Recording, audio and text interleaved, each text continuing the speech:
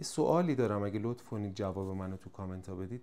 شما هم تو ذهنتون این باور رو دارید که موسیقی به معنای شادیه؟ چون برای ماهایی که کارمون موسیقی خیلی زیاد این پیش میاد. مثلا یکی از همسایه ها رو دیدم توی راه رو، بهش گفتم ببخشید اگه یه موقع صدای پیانو اذیتتون میکنه. گفت نه ما اصلا با شادی مخالف نیستیم. بعد برای هزارمین بار این سوال رو از خودم پرسیدم که از کجا دقیقاً توی فرهنگ ما این رفت که موسیقی یعنی شادی؟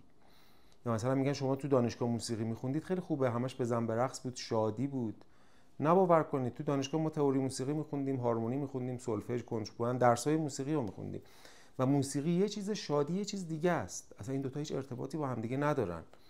علت اینم که این همه هجمه علیه همایون شجریان ایجاد شد که چرا می‌خواستی کنسرت بذاری الان چه وقت شادی بود، همینه. چون این اشتباه تو ذهن مردم جا افتاده.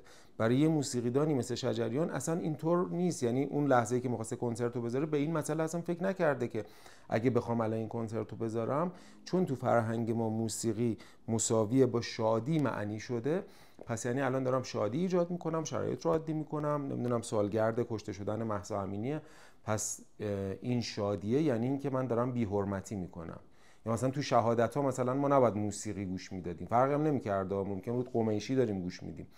چون تو ذهن مردم یا تو خرد فرهنگ های مردم ما این انگار جا افتاده که موسیقی یعنی شادی. حالا هر چند نفری که این ویدیو رو دارید میشنوید، یه بار برای همیشه اینو از ذهنتون پاک کنید. موسیقی یه چیزه، شادی یه چیز دیگه است. اصلا این دوتا ارتباطی با هم ندارن. ممکنه آهنگ شاد یا غمگین داشته باشیم، اما هدف موسیقی ایجاد شادی نیست. موسیقی یه هنره که یکی از پایه‌های فرهنگ و تمدن بشریه، هنر به طور کلی. و موسیقی هم یکی از هنرهاست، مثل تئاتر، مثل نقاشی، مثل طراحی، مثل مجسمه سازی. مثلا فرض کنید یه نقاش می‌خواسته بیاد نقاشی‌هاشو دور میدون آزادی به رایگان به نمایش بذاره. آیا واقعا علیه اونم مثلا این هجمه ایجاد میشد که چرا داری این کار رو انجام میدی الان که دلار گرونه، الان که سالگرد کشته شدن مثلا مهسا امینیه، چرا داری نقاشیاتو؟ نمیشد دیگه. یا مثلا ما کارمون موسیقیه، مثلا یه موقع سالگردی چیزی بشه بعد تعطیل کنیم کارمونو. پس اینو تفکیک کنید تو ذهنتون، این دوتا ارتباطی با هم دیگه ندارن.